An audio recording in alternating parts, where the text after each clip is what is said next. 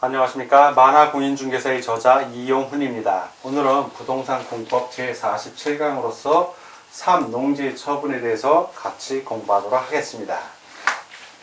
먼저 첫 번째, 농업 경영에 이용하지 아니하는 농지의 처분에 대해서 공부하겠습니다. 자, 농업 경영에 이용해야 되는데 농지를 농업 경영에 이용하지 않는 경우에, 자, 1년 이내에 해당 농지를 처분해야 하는 경우, 자, 처분해야 되는 사유, 좀 살펴보겠습니다. 농지 소유자는 다음의 어느 하나에 해당하게 되면 그 사유가 발생한 날부터 1년 이내에 해당 농지를 그 사유가 발생한 날 당시 세대를 같이 하는 세대원이 아닌 자에게, 즉 남에게 처분하여야 한다. 자, 첫 번째, 어떤 경우에 처분해야 되냐면, 소유 농지를 자연재해, 농지개량, 질병 등 정당한 사유 없이, 자, 어떤 정당한 사유가 있어야 되는데 사유 없이 자기의 농업 경영에 이용하지 아니하거나 이용하지 아니하게 되었다고 시군구청장이 인정한 경우입니다. 정당한 사유 없이 이용하지 않는 겁니다. 두 번째,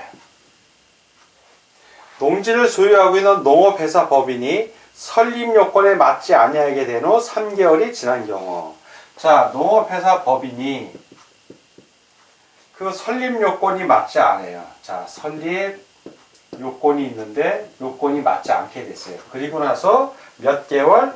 3개월이 지난 경우입니다. 3개월이 지났을 때. 자, 세 번째, 학교, 공공단체 등으로서 농지를 취득한 자가 그 농지를 해당 목적 사업에 이용하지 아니하게 되었다고 시군구청장이 인정한 경우입니다. 자, 이런 경우는 학교, 공공단체도 역시 1년 이내에 처분하여야 합니다. 자, 네 번째는 주말 체험 영농을 하려고, 자, 주말 체험 영농을 하려고 농지를 취득한 자가 자연재해, 농지개량, 질병 등 정당한 사유 없이, 자, 이 경우에도 정당한 사유 없이 그 농지를 주말 체험 영농에 이용하지 아니하게 되었다고 시군구청장이 인정한 경우입니다. 자, 다섯 번째, 농지 전용 허가 또는 농지 전용 신고를 하고 농지를 취득한 자가 취득한 날부터 2년 이내에 그 목적 사업에 착수하지 아니한 경우, 자, 2년 이내에 목적 사업에 착수를 해야 되는데 착수를 하지 아니한 경우입니다. 자, 5의 2, 농림축산식품부 장관과 협의를 마치고 공입사업 법률에 따라 농지를 취득하여 소유하여야 하는 경우로서 농림축산식품부 장관과의 협의를 마치지 아니하고 농지를 소유한 경우, 자, 그러니까 농림축산식품부 장관하고 협의를 해야 되는데 협의를 하지 아니하고 소유한 경우입니다. 자, 5의 3, 공공토지비축심의위원회가, 이제 비축과 관련된 겁니다. 공공토지비축심의위원회가 비축이 필요하다고 인정하는 토지로서 개입관리지역과 자연녹지지역 안의 농지를 한국토지주택공사가 취득하여 소유하는 경우로서 해당 농지를 한국농어청공사에 지체 없이 위탁하지 아니한 경우, 자, 위탁을 해야 되는데 비축한 토지인데도 불구하고 위탁을 하지 않은 겁니다. 위탁을 해야 됩니다. 그리고 여섯 번째, 농지 소유 상한을 초과하여 농지를 소유한 것이 판명인 경우, 이 경우 농지 소유 상한을 초과하는 면적에 해당하는 농지를 말합니다. 그러니까 초과하지 않은 상한까지는 괜찮은 거예요. 자, 상한 초과했을 때 이 초과한 부분 얘기하는 겁니다. 자, 일곱 번째, 자연재해, 농지개량, 질병 등 정당한 사유 없이, 역시 정당한 사유 없이, 자, 정당한 사유 없이 농업경영계획서 내용을 이해하지 아니하였다고 시군구청장이 인정한 경우, 농업경영계획서를 제출합니다. 농지를 취득할 때 그 농업경영계획서대로 해야 되는데 그 내용을 이해하지 아니하였다고 시군구청장이 인정하는 경우입니다. 자, 이렇게 1년 이내에 처분해야 되는 경우를 살펴봤습니다. 그리고 시군구청장은 농지의 처분 의무가 생긴 농지 소유자에게 이런 경우 이렇게 1년 이내에 처분해야 된다는 사유가 있는 경우입니다. 그러한 농지 소유자에게 처분 대상 농지, 처분 의무 기간 등을 구체적으로 밝혀 그 농지를 처분하여야 함을 알려야 합니다. 통지하는 거죠. 그분에게 그렇게 하시라고. 자, 이렇게 1번 농업경영에 이용하지 아니하는 농지의 처분에 대해서 같이 알아봤습니다. 자, 이번에는 처분명령, 매수청구 처분명령의 유예에 대해서 같이 알아보도록 하겠습니다. 자, 1. 농업경영에 이용하지 아니하는 농지를 처분하라고 1년 이내에 처분하라고 시군구청이 통지를 합니다. 그래서 1년 이내에 처분을 하면 되는데 1년이 지나도 처분을 안 해요. 그러면 처분을 하라고 명령을 내립니다. 자, 이게 바로 처분명령이에요. 처분명령. 누가 한다? 시군구청장이 처분명령을 내립니다. 처분명령. 처분하라고 명령을 내리는 거예요. 그 처분 의무 기간이 지난 6개월 이내에 이제 명령을 하는데 시군구청장은 다음에 어느 하나에 해당하는 농지 소유자에게 6개월 이내에 그 농지를 처분한 것을 명할 수 있다. 그러니까 농지 처분해야 되는 기간 1년 이내에 처분을 안 하면 그 이후에 6개월 이내에, 자, 6개월 이내에 그 농지를 처분할 것을 명할 수 있는 겁니다. 어떤 경우냐 하면 첫 번째, 거짓. 그리고 그 밖에 부정한 방법으로 농지 취득 자격증 임명을 발급받아 농지를 소유한 것으로 시장 군수구청장이 인정한 경우입니다. 두 번째, 처분 의무 기간, 즉 사유 발생일로부터 1년 이내입니다. 1년 이내. 처분 의무 기간에 처분 대상 농지를 처분하지 않았어요. 이 기간 내에 처분을 하지 않았을 때. 자, 세 번째는 농업법인이 농업경영체 육성 및 지원에 관한 법률을 위반하여 부동산업을 영위한 것으로 시장, 군수 또는 구청장이 인정한 경우. 그래서 농업법인이 부동산업을 한 거예요. 농사를 줘야 되는데 부동산업을. 그래서 이러한 경우에도 처분명령을 내릴 수 있습니다. 자, 그러면 시군구청장의 처분명령이 내려왔어요. 자, 처분하라고 1년 이내에 처분할 수 있는 기간이 있었음에도 불구하고 안 했어요. 그때 이제 시군구청장이 또 새로 6개월 이내에 처분하라고 명령을 내립니다. 자, 이제 처분명령을 받은 사람은 뭘 할 수 있다? 매수 청구. 농지가 이게 도시처럼 잘 팔리는 부동산이면 좋은데 잘 안 팔려요.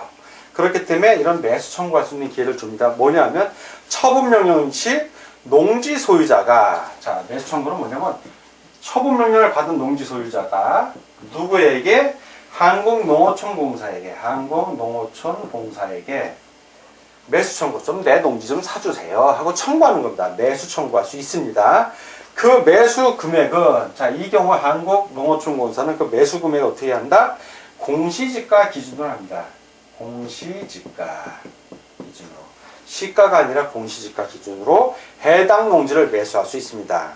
근데 인근 지역의 실제 거래 가격이 공시지가보다 낮으면, 거의 그럴 리는 없지만 낮으면 실제 거래 가격 기준으로 매수할 수 있습니다.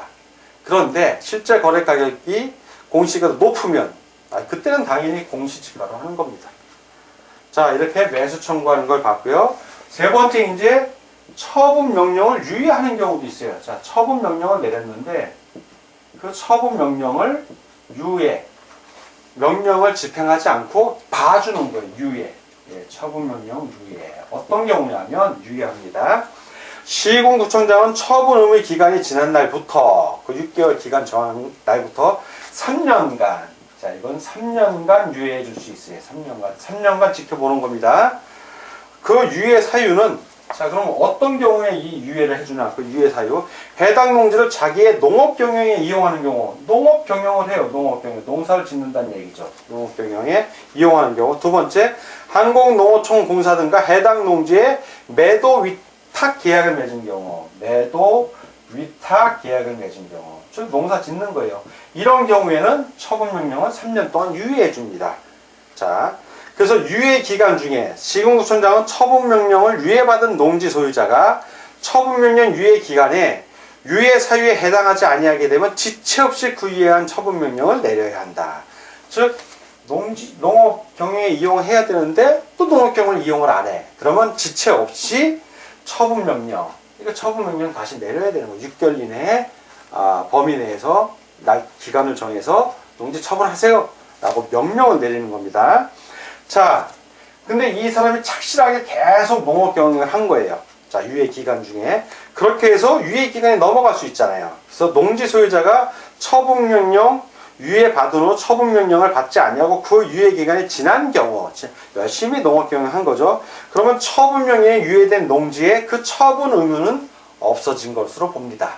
그러니까 계속 농지 소유에서 계속 농업 경영에 이용하면 되는 겁니다. 자, 이렇게 처분명령, 매수청구, 처분명령의 유예에 대해서 같이 알아봤습니다. 자, 이번에는 3. 이행 강제금에 대해서 이행을 강제로 시키는 금액입니다. 금액을 부과하는 건데, 먼저 부과 대상입니다. 어떤 사람이 부과 대상인지, 바로 처분명령을 시장군수구청장에 처분명령을 받았죠. 이 처분명령을 이행하지 아니한 자, 그런 사람이 바로 부과 대상이 됩니다. 자, 그러면 누가 부과하나? 이 부과권자는 바로 처분명령을 내린 사람이죠. 시장, 군수, 구청장이 되겠습니다. 자, 처분권자.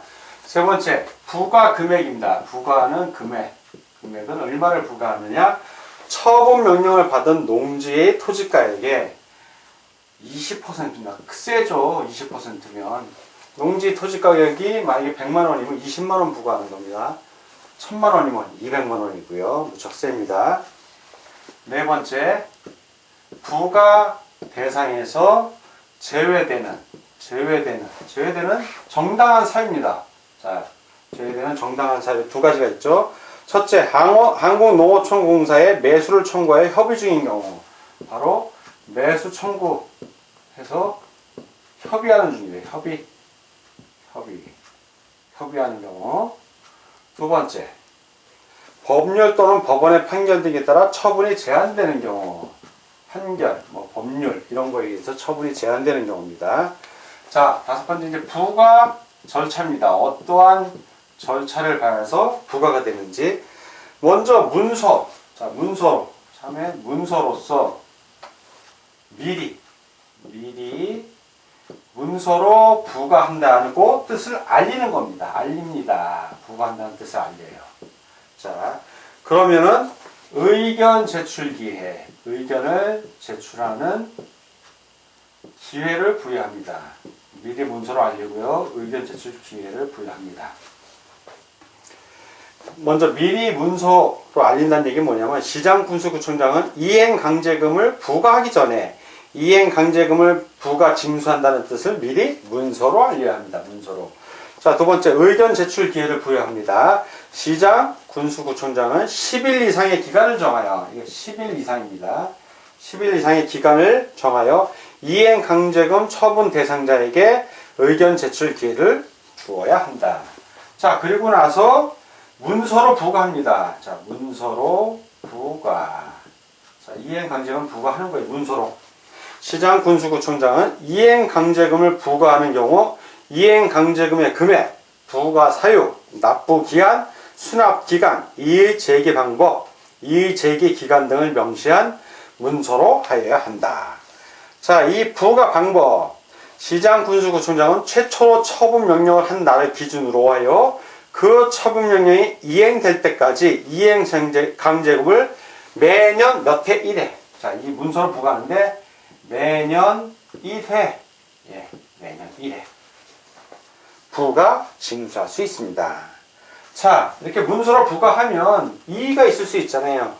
본인이 무슨 어떤 정당한 사유가 있는데 시장군수구청장이 미리 모를 수도 있고요. 그러면 이때는 이의 제기를 합니다. 이의 있습니다. 똑같아요. 이의 제기. 자, 이의 제기. 이행강제금 부과 처분에 불복하는 자는 처분 고지를 받은 날부터 며칠 이내? 30일 이내에. 자, 30일 이내에 시장군수구청장에게 이의를 제기할 수 있습니다. 자, 이러한 과정을 거치고요. 강제금을 부가 처분을 고지받은 날부터 30일 이내에 이의제기를 하지 아니하고 이행 강제금을 납부 기한까지 내지 아니하면 시장군수구청장은 지방행정제재 부과금 등의 징수에 관한 법률에 따라 징수합니다. 즉 강제 징수한다는 얘기입니다. 그리고 어떤 경우에 이제 부과를 중지하냐? 시장군수구청장은 처분명령을 받은 자가 처분명령을 이해하면, 자, 처분명령을 했는데 이행을 했어요. 자, 이행을 하면 새로운 이행 강제금을 부과는 더 이상 하지 않습니다. 즉시 중지합니다. 다만 이미 부과한 건 어떻게 하냐? 그거는 징수합니다. 그래서 처분명령을 이해하면 새로운 이행 강제금의 부과는 즉시 중지하되 이미 부과된 이행 강제금은 징수하여야 합니다. 자, 이렇게 이행 강제금에 대해서 알아봤습니다. 자, 오늘은 부동산공법 제47강 시간이었고 3. 농지의 처분에 대해서 같이 공부하였습니다. 오늘 공부하느라고 수고 많으셨습니다. 다음 시간에 뵙겠습니다. 감사합니다.